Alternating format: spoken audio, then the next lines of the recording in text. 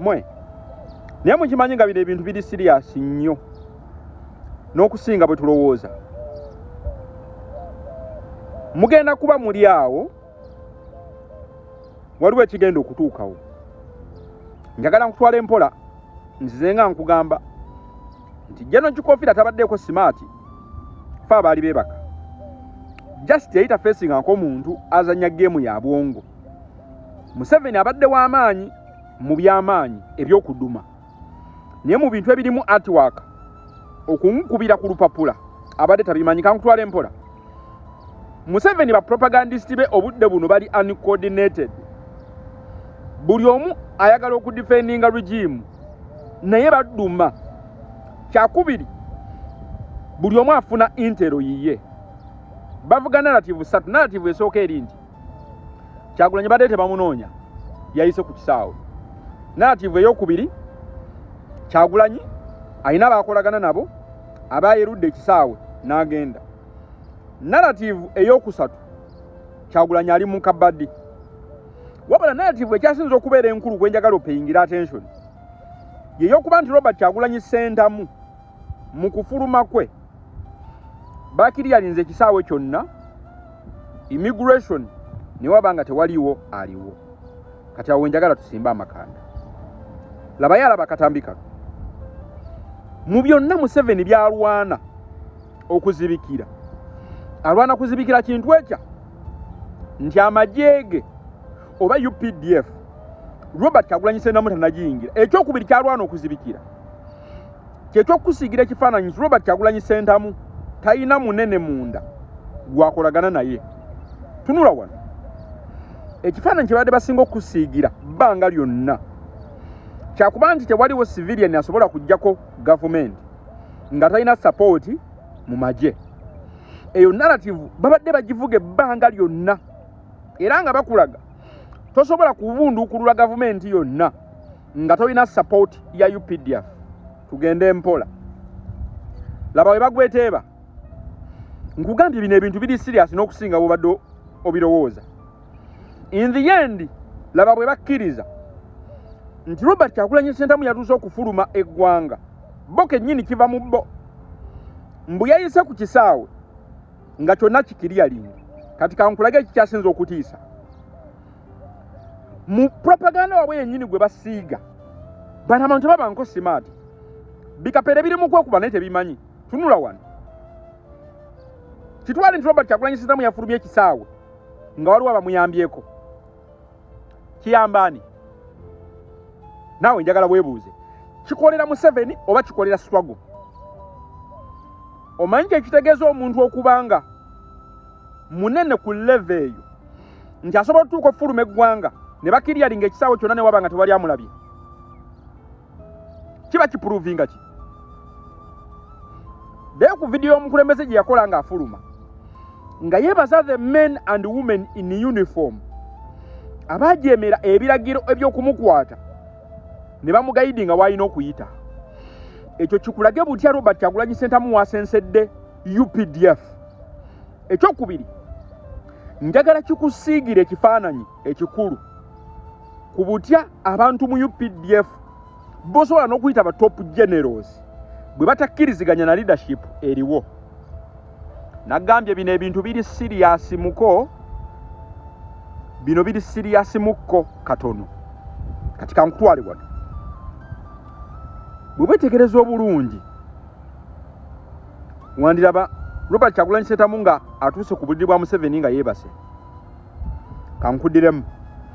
Okukisinziira ku Robert Kyagulanyi Ssentamu bw'atambudde emyezi gino ebiri nga bamunoonya, yanditambula kawolawola n'atuuka ku buliri bwa Museveni nga yeebase ne mukyala we. Wuliriza, teyabiitinze security, yakozesezza security ya Museveni.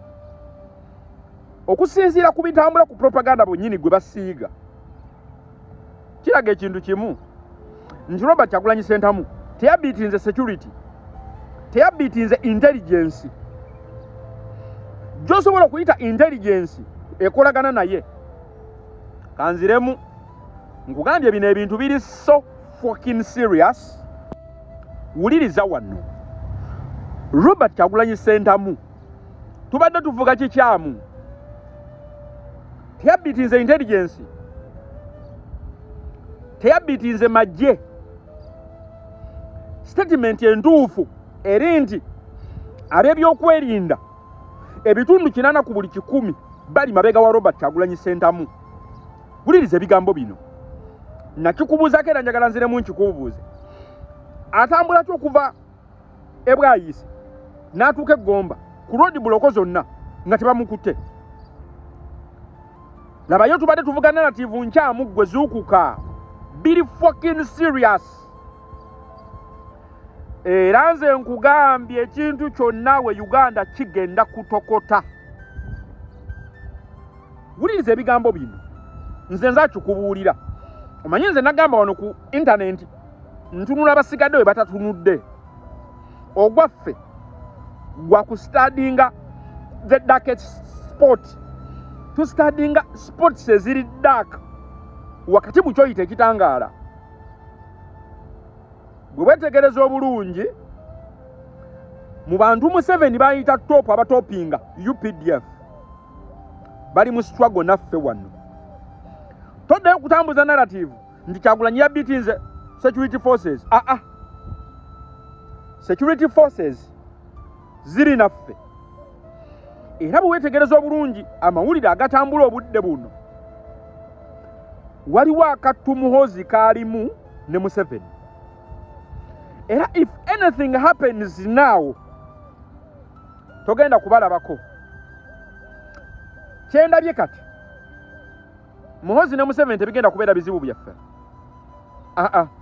Wuliriza nga tuyimuse ku bo tewali kigenda kubeera kizibu kyaffe.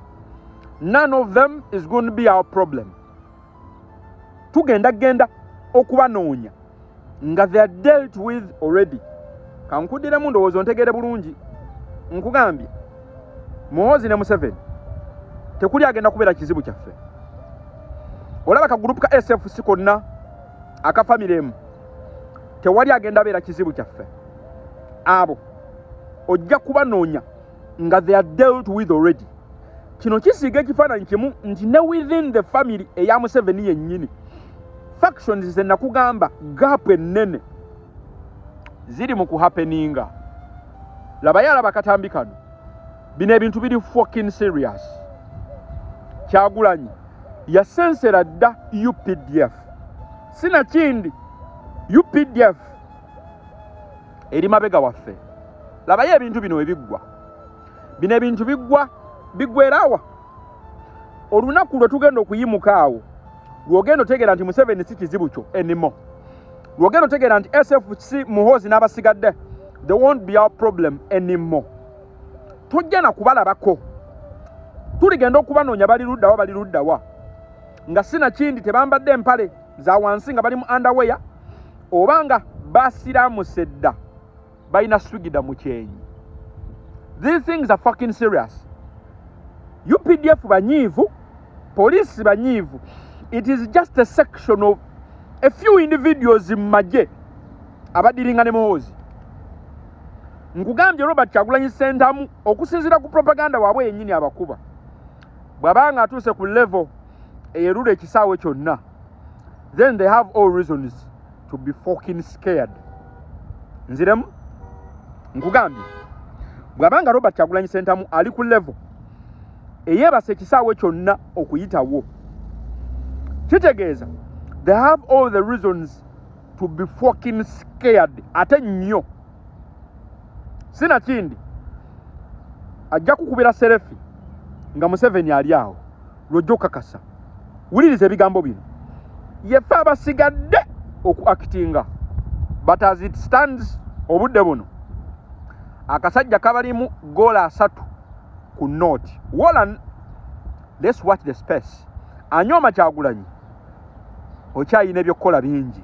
Oyo omulaba agenda tukulembera oyagala toyagala. Era nga tweyongerayo mu mawulire ag'enjawulo ffe tubaawo kubanga tukutwaliriza mpola tubagamba nti ebigambo bye muwulira tebiba byaffe, ffe tuliwo kubanga tuliya mu mawulire ne tubaleetera ojjemu kimu bibiri. Tubadde tukyali awo nga poliisi evaayo egamba nti waliwo abavubuka betwalabako nga balinnya geeti ewa Mukunja Tasera era essaawa ya kakati wetwogerera abavubuka basatu bakwatiddwa. Tutegeddeko nti kuliko Sally Ethan mbuyita Anirule, netutegeerako nti kuliko Sally Isaac ne Ssenyonjo Isaac. Basatu betegeddeko mbu bakutte, naye kusinza ku poliisi egamba nti erindiridde oyo gwe baalaba mu katambi nga basalutinga oba nga bakuba tanalabikako, era bagamba nti baagala omuntu oyo agendeyo ku poliisi bayambeko okubanga bagonjoola ensonga zino. Naye nga sofa ensonga z'Omukunja Tasera ne gurupu eyo mujjukira ebibaddewo awo wiiki ewedde twabiraba wano eno essaawa ya kakati wetwogerera abavuka beebo oba mujjukiraawo nga babuka geeti bayingira ew'Omukunja Tasera. Sofa basatu poliisi ekakasiza nti emaze okuba nga ebakwata era bali mu mikono gyayo. Balindiridde oyo yenna anaavaayo kubanga agamba nti yeye eyalabikirwa mu katambi nga bamukuba deni ensonga olwo zeeyongere kubanga zigenda mu maaso. Aho tuvuddewo bingi nnyo ebigenda mu maaso era bingi nnyo ebitambula ne propaganda yakyali mungi. Era akyagendera ddala mu maaso.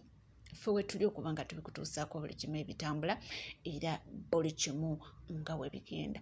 Waliwo omwami avuddeyo n'ategeeza n'agamba nti Uganda as a country mbuye mu kulaba okukwe alaba ng'omuntu asobola essaawa ya kakati okumanaginga Uganda alina kubeera a military man. Era n'agamba nti era mu quality y'abantu abaalaba alabira ddala General Muhoozi Kainerugaba nga ye muntu asobola ate okuddira taata we mu bigere n'atwala Uganda mu maaso. Ndowooza ye. When we tell you that only a military man can manage Uganda's politics effectively, we don't mean to say that civilians don't have the sense of being president. But Ugandan politics is designed in such a way that it requires a strategic and decisive person. And those traits, those qualities are common in military people because they learn that discipline as part of the military courses they undertake. Now, the battle that was going on between Honorable Kabanda and Frank Gashumba has really showed you the context. General Muhoozi came out and issued a serious warning and clear guidance by saying, if I appointed each and every member in a specific position and you are pretending to be part of us when you're actually attacking these people, it means you're directly disrespecting the one who appointed them. And then he went ahead to give numbers, and I believe at this moment everyone knows where they belong. And to be honest, General Muhoozi is enough for all of us. There's no need to fight about it. So, you see, Uganda's politics is designed in such a way that there are those characters who usually want to come out and benefit from chaos. The likes of Frank Gashumba will come out and create a fracas. It will divide among the supporters, and then he will try to speak as if he's the nice guy, and then try to paint the others as the bad ones, and then the people will have to choose a side. And the problem with Ugandan politics, most of the times, when such wrangles come out, we are always following lies. Usually, we don't even get the opportunity to know the actual truth. Because when you listen to individuals involved in the scandal, everyone will be speaking in a way that makes them look the good one. And you'll never even know. Just know in Uganda, whenever such a situation erupts, you'll never know who is right or who is wrong. Because usually the truth is concealed, and then they make us to decide based on lies. But in this situation, it proves that General Muhoozi is going to be a very, very good leader. Because you see, 90% of the success we achieve in life, it comes from doing the right thing at the right time, making the right decision at the right moment. So General Muhoozi has been silent on Twitter for some time, but he had to come out now and he addressed this issue, and I believe by now, even if you search his account, you'll not find it. So he has solved it once and for all. If you are Baram Bargahara, if you are Frank Gashumba, and you want to come and think that the only way you can show that you are able is by attacking your fellow members, that is wrong. And if this kept going for some long time, the damage would have been worse. But we thank Genome Hose for being that strategic and effective to come out on time and say, I have to put a stop on this, and then also guide. Because by giving numbers, that will help to let everyone understand that you can be in your position and do your work, do the job that they chose you for. And doing your job will not mean you attacking another person. We can all achieve our targets. Everyone can accomplish their mission in their position. So that's what leadership is all about. Unlike someone I know who would have made this a trading point, you know. So, PROU to the top. And PROU members, I thank you so much for showing this quality. You are able to remain calm, not rushing to take sides, until our leader came out and gave the guidance that we needed. And we thank God it came on time. So, the future of Uganda is assured, and it is in safe hands for God and my country. Aho tuvuddewo tuba tuliyawo ne zireeta mwami ng'ayogera. Jjukira omukulu His Excellency Robert Kyagulanyi Ssentamu yali agenda yalekawo Dr. Rina Zedriga nga acting president w'ekibiina kya NUP. Naye abantu bavuddeyo ne boogera abeefula abamanyi ennyo bagamba nti yalaba oyo atalina maanyi tajja kutwala kifo kye era gwe yalekera. Bigambo bingi nnyo ebyogerwa naye ono avuddeyo okubanga abanukula mu nsonga. Atasobola kwaka, atasobola kutapinga ku masannyalaze Kyagulanyi gayina, Kyagulanyi asobola okusigala ng'ekintu akyakirina mu kontrolo. Amasannyalaze kye ki? Era amasannyalaze gava mu ki? Ng'entalabuusi bweyambalwa Omusiraamu, nga sappule bweyambalwa Omukrisitu, bannange n'ettaayi yali yambaddwa nga muntu mugezi. Omuntu omusiru tanyumira ttaayi. Omuntu omusiru bw'ayambala ettaayi abeera ng'embuzi ensibemu omuguwa. So nga ate Nazzi kuno ettaayi eyo twagipimirangako entegeera y'omuntu. Omuntu w'ettaayi ne bw'ataayogeranga wamanyanga ekigenda okumuvaamu ky'amagezi lwa nsonga nti ayambadde ettaayi. Ku mulembe guno lwaki bansiba mataayi batyoboddwa nnyo? Bannyambala masuuti tebakyaggyibwako hadiithi lwa nsonga nti ettaayi yagwa ekitiibwa kyayo. N'omulalu osobola okumusanga ng'agyesumise, n'atategeera osobola okumusanga ng'agyambadde. Era ettaayi tekyaditamini ng'ategeera. Omuntu omala kuwulira byafuluma n'olyoka omanya oba ategeera oba tategeera. Omukulu simanyi gye yajja ettaayi liringa lulimi lwa mbwa, n'ajja n'atuula ku seeti atandika okumansa entungo y'obusiru. Kyokka ate ku seeti emu be bamu abaakugamba nti Kyagulanyi yayiseemu yagenze, firimu yawedde.